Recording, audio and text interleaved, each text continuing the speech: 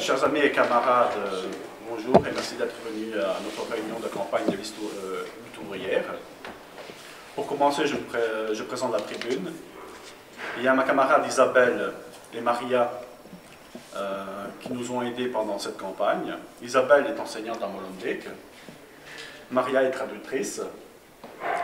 Et puis mes colistiers, Gérard et Maïté, qui a été retenue par son travail, on ne lui a pas donné le congé, et Marie-Josée, qui se sent mal, qui est malade, qui est restée à la maison. Et Maria va parler pour elle. Et donc on a préparé un peu une petite présentation de chaque candidat avec les candidates, et elle aurait bien voulu le dire elle-même, mais voilà, elle est vraiment pas bien. Elle est triste de ne pas pouvoir être ici. Et donc Marie-Josée, elle est infirmière, donc elle est socialiste par hérédité, comme elle a l'habitude de dire. Elle a en effet vu son père socialiste participer à bien des grèves, et c'est par ses parents qu'elle a appris la fierté ouvrière et la solidarité. Même si, dans la conception de son père, tout ça ne semblait concerner que les hommes. Pour les femmes, ça pouvait continuer comme toujours, à l'ombre des hommes. Alors ça, c'est une des choses qui la révolte, et il y a beaucoup de choses d'autres qui la révoltent, et avant tout les inégalités et la pauvreté. Et dans son quartier, on la connaît, la pauvreté. Et heureusement, on s'entraide entre voisins. Donc elle-même, comme infirmière, comme femme, comme mère, elle a toujours été là pour les autres. Et elle a pris beaucoup de choses sur elle. Aujourd'hui, sa pension, après avoir payé le loyer et les médicaments, lui permet tout juste de survivre. Alors aujourd'hui, à 76 ans, elle a décidé de se battre avec nous. Alors Gérard, il avait été hospitalisé, mais il est sorti, il vient de sortir aujourd'hui. Il a un message surtout pour les jeunes. Aujourd'hui, pour vous, c'est difficile de s'imaginer un avenir de se trouver une place. Il y a le chômage, la difficulté de trouver un emploi, il y a la pollution, les inégalités sociales, les guerres, la montée de l'extrême droite, la menace d'une nouvelle crise. Il y a tant de faux refuges qui s'offrent à vous, comme le jeu de l'ordinateur. Donc, on a du mal à s'arracher. J'ai parfois l'impression que c'est comme des anesthésiants pour supporter la société. J'ai envie de vous dire de ne pas vous laisser vous endormir, de ne pas vous résigner à cette société inhumaine. Les gouvernements trouvent des milliards d'euros pour sauver les banques, pour que la spéculation puisse continuer. Ils trouvent des milliards pour faire la guerre, mais ils font des économies dans l'enseignement. Eh bien, cette société qui laisse les jeunes au chômage, c'est une société qui se condamne elle-même. C'est la société capitaliste elle-même qui n'a pas d'avenir. Inscrivez-vous dans la voie de l'avenir de l'humanité, un avenir débarrassé de ce système barbare. Merci.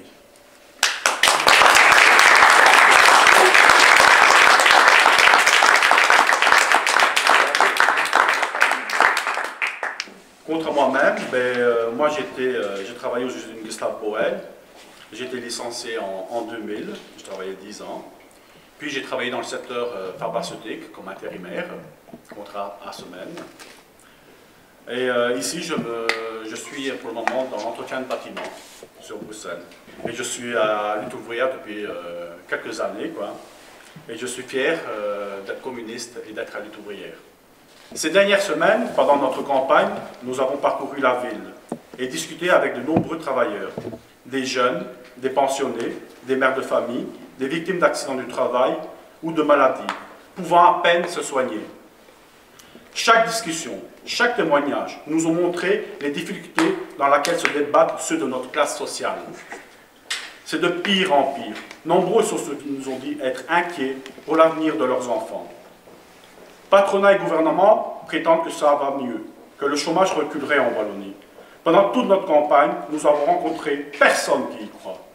Le gouvernement lui-même y croit si peu qu'il vient de décider un tour de vie supplémentaire contre les chômeurs avec la dégressivité des indemnités de chômage.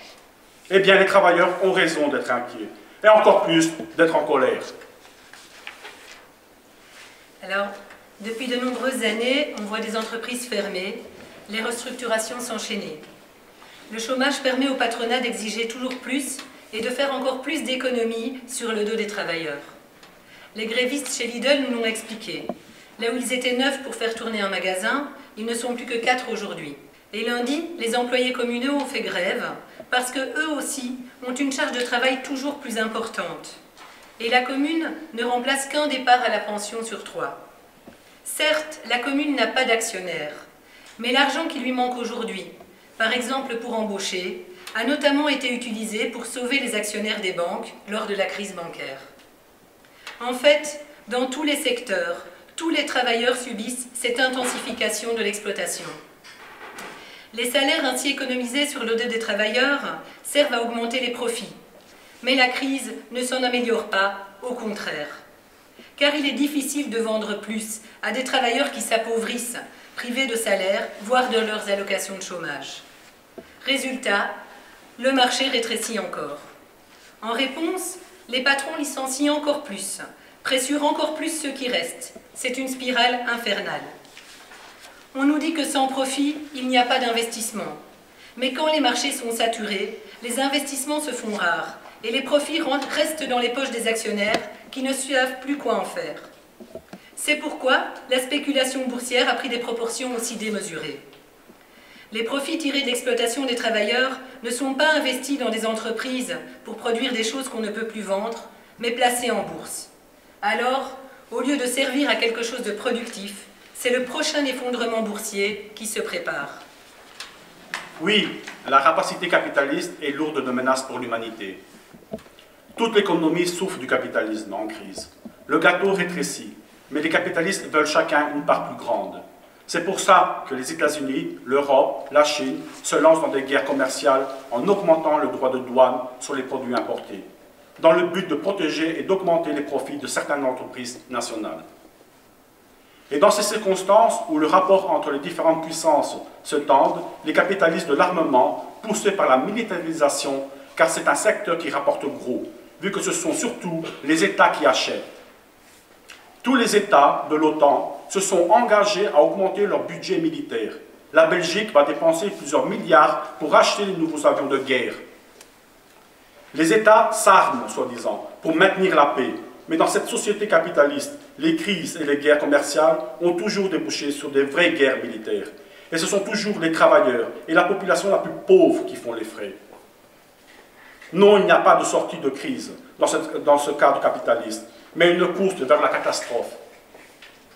Cette catastrophe, les populations du Moyen-Orient la vivent déjà. Des puissances locales comme l'Iran, l'Arabie Saoudite et la Turquie, ils poursuivent chacun leurs intérêts. Et derrière eux, les grandes puissances comme les États-Unis et la Russie se disputent leur domination sur les richesses de la région.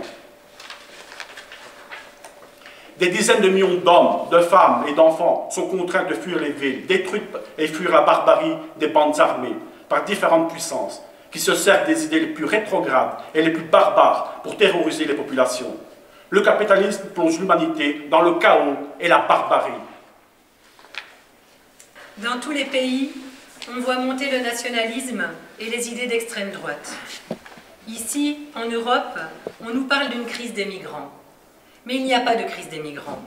La riche Europe aurait facilement les moyens d'accueillir quelques millions d'hommes et de femmes. Cette crise est artificielle. En fait, il s'agit d'une crise politique. Les mesures anti-migrants sont simplement le seul argument politique de nombreux gouvernements.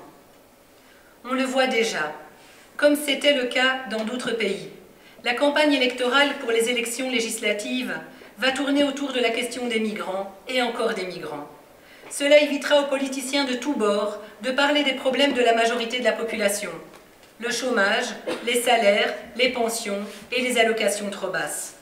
Pire, c'est au nom du chômage et du recul des conditions de vie et de travail dans les pays d'Europe que les politiciens de tous bords justifient la chasse aux migrants. C'est au nom des intérêts des pauvres d'ici qu'ils veulent nous faire accepter le rejet des plus pauvres venus d'ailleurs.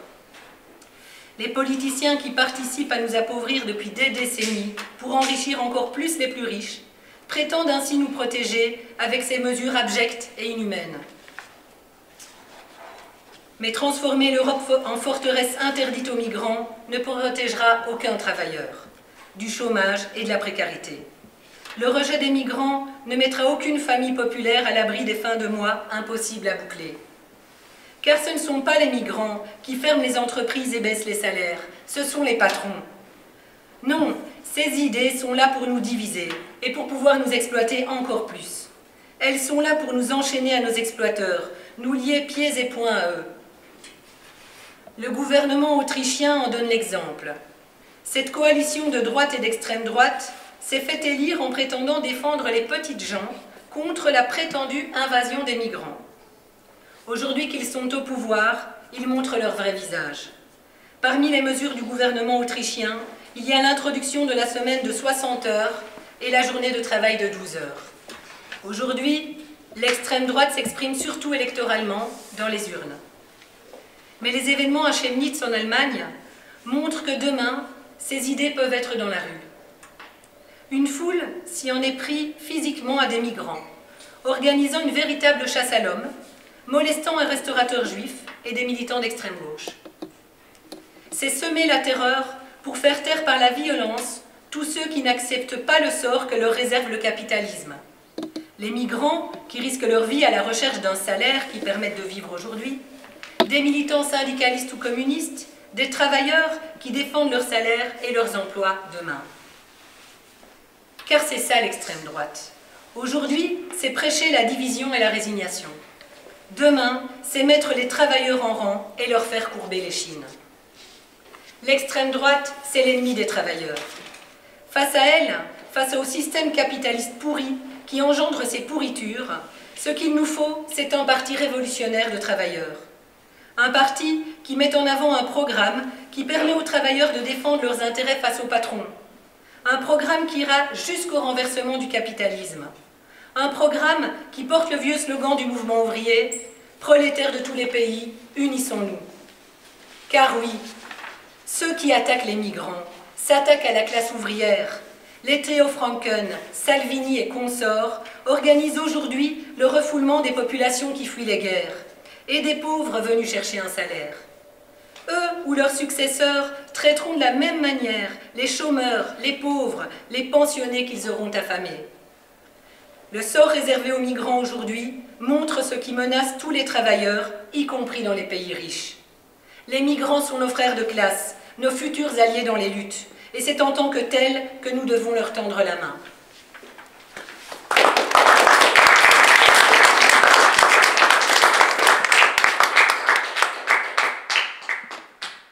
Alors, face à cette crise profonde du capitalisme, c'est important que nous, les travailleurs, nous fassions entendre notre voix, le camp des travailleurs.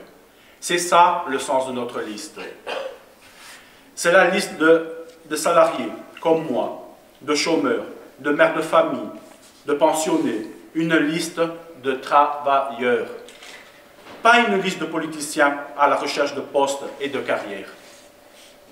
L'ambition de notre liste dans ces élections, c'est porter la colère des travailleurs qui refusent leur sort, qui nous réservent les capitalistes. Nous ne sommes pas en mesure aujourd'hui de faire reculer le patronat. Pour cela, il faudra des luttes massives, conscientes et déterminées, qui s'entendent à l'ensemble des travailleurs, comme en 1960 en Belgique et en mai 68 en France. Il nous faut un parti révolutionnaire, pas un parti qui ramasse les miettes des capitalistes. Ces gens-là ne nous laisseront rien. Pas un parti qui trompe en faisant croire qu'on peut s'entendre avec le patronat. Ce qu'il nous faut, c'est un parti qui nous aide à construire le rapport de force pour imposer nos intérêts contre les capitalistes et pour prendre sur les profits qu'ils ont volés sur nos salaires. Pour ces luttes à venir, il faut un programme. Contre le chômage, il faut interdire les licenciements dans les entreprises qui font du profit. Il faut répartir le travail entre tous, sans perte de salaire. L'argent pour cela existe, mais les comptes des entreprises sont protégés par le secret des affaires. Eh bien, il faut que les travailleurs lèvent le secret de ces affaires, se mettent à contrôler les comptes. Où va l'argent? À quoi il sert? Tout le monde pourra ainsi se rendre compte que l'argent pour embaucher existe. Il faut que les travailleurs ouvrent les portes des conseils d'administration des grandes entreprises et des banques pour empêcher les capitalistes de prendre des décisions désastreuses derrière le dos des travailleurs et de toute la population.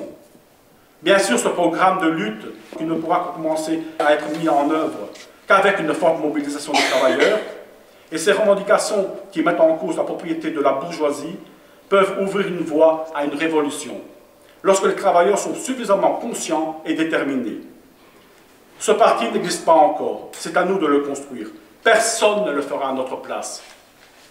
La Louvière sera la seule commune où l'on pourra voter clairement communiste. Alors plutôt que d'être obligé de choisir entre l'un et l'autre des serviteurs de l'intérêt capitaliste, nous pouvons voter pour notre propre camp. Nous pouvons faire élire les travailleurs communistes révolutionnaires au conseil communal. Dans une commune ouvrière comme la Louvière, ce serait logique. Ils y seront les yeux et nos oreilles et un relais pour toutes les luttes des travailleurs dans la commune. Nous pouvons dire avec notre bulletin de vote tout le mal qu'on pense de cette société, où le profit compte plus que les vies humaines, et où les actionnaires riches à milliards ont le droit de licencier des travailleurs et de priver de leur seul revenu, leur salaire. Et nous pouvons utiliser notre bulletin de vote pour opposer au mépris de la bourgeoisie et de ses politiciens notre fierté d'être des travailleurs. Parce que c'est nous qui faisons tout tourner dans la société. C'est notre classe, c'est le mouvement ouvrier qui a imposé dans le passé un certain nombre de progrès sociaux. Et la classe capitaliste, avec tous les progrès techniques d'aujourd'hui, elle est justement capable de ramener la société à la barbarie. Et c'est notre classe qui va libérer l'humanité de ce fléau capitaliste.